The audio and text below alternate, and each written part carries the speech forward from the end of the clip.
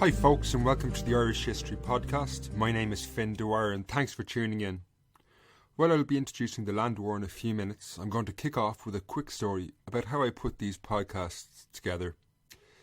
So there's actually two people, I guess you could say, involved in getting this show out. Myself and another person who works away in the background. You see, these shows, I guess you could say, are basically a lot of books distilled into accessible history you can listen to on the go. And while I make the podcast, the other person is tirelessly working away, slowing down the whole process. Any of you who have used public libraries are going to be well acquainted with this other person. They are that guy who borrows books from the library but never gives them back in time. So at the moment I'm preparing to make my upcoming series on the Great Famine through 2017, and I really need to cut this person out of the process because I'm waiting for books that I need but haven't a clue when they'll be back on the shelves. And next year, this will really slow the process down. There's a simple solution. Well, there's actually two. Firstly, if you live in Dublin and like reading about the Great Famine, please drop the books back into the library on time. But secondly, you can help by becoming a patron of the series.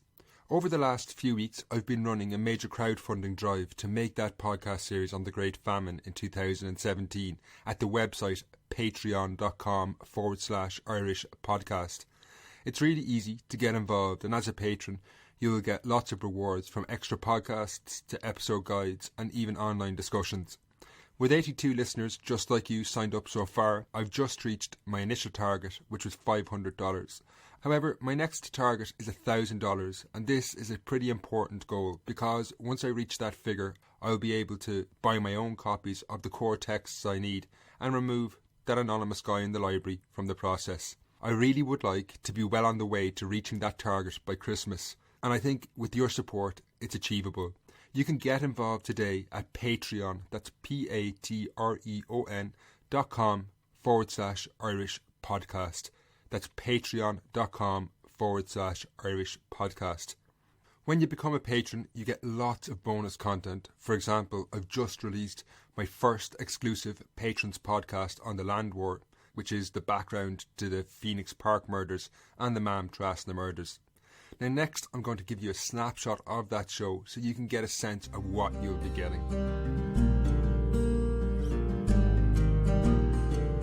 By the early 1870s, Ireland seemed to be finally putting the terrible experiences of the Great Famine behind it.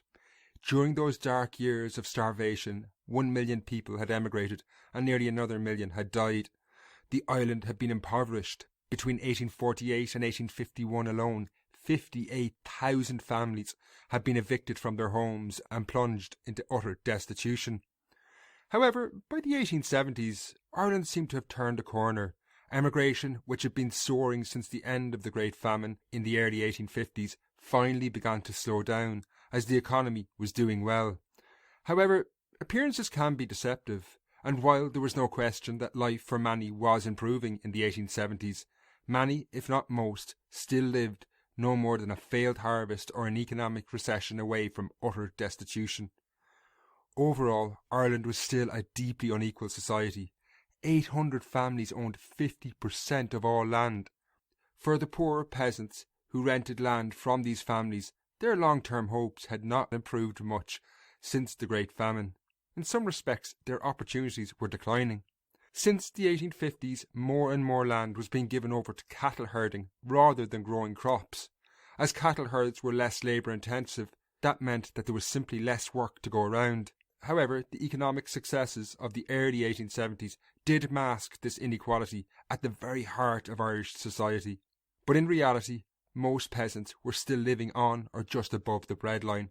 Their economic insecurity was underpinned by the fact that they, as tenants, had very few rights to speak of and paid rents that were generally speaking way beyond the value of the land.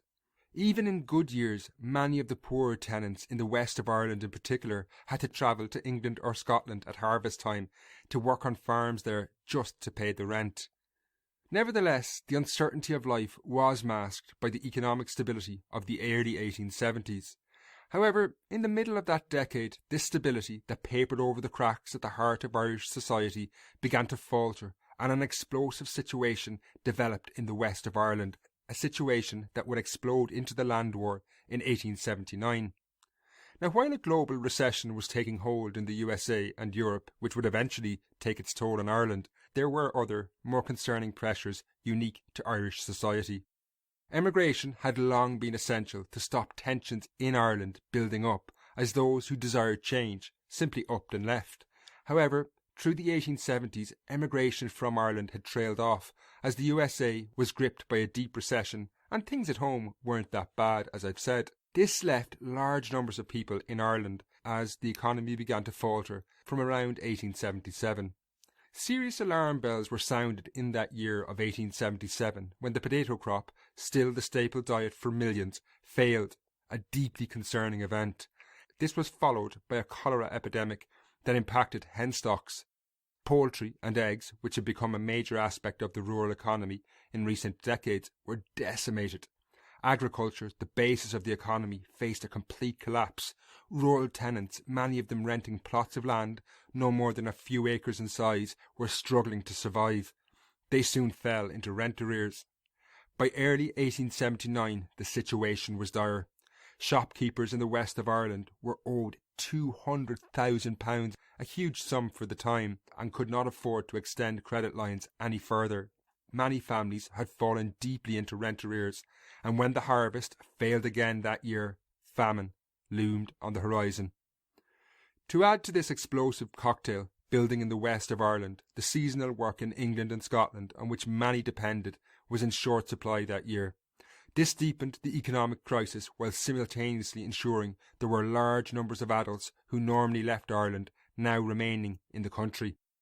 Tenant families with little hope of paying their high rents began to brace themselves for eviction. Tension was building. Indeed, there was already evidence that rural Ireland was on the verge of major upheaval. In 1875, there had been only 136 agrarian crimes, their incidents arising from land-related disputes.